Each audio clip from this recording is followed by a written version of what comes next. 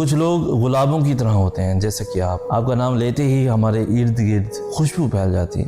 कुछ लोग घटाओं की तरह होते हैं, जैसा कि मैं, जो दूसरों पर इस तरह बरसते हैं कि जिंदगी की सख्त धूप नरम छाँव में तब्दील हो जाती है। कुछ लोग सितारों की तरह होते हैं, जैसा कि दोस्त जो दूर से चमकते हैं मगर हमारे हाथ नहीं आते।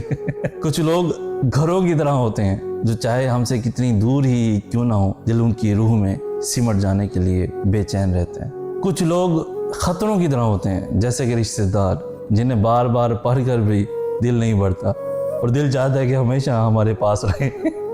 कुछ लोग निगाह की तरह होते हैं, वो साथ हों तो अंधेरों में भी रास्ते मिल जाते हैं। अगर आज की वीडियो से आप एग्री करते हैं, कमेंट सेक्शन में यह ज़रूर लिखिएगा। मज़ीद ऐसी वीडियोस के लिए हमारे चैनल भी ज़रूर सब्सक्राइब कीजिए। हमें कहते हैं सैयद एहसन नाज। हम मिलेंगे नेक्स्ट वीडियो में, तब तक के लिए अल्लाह हो आपका हामिद नासिर। गर्मियाँ बहुत आ गई हैं और मुझे पसीना आ रहा है। दुआ करें कि अल्लाह ताला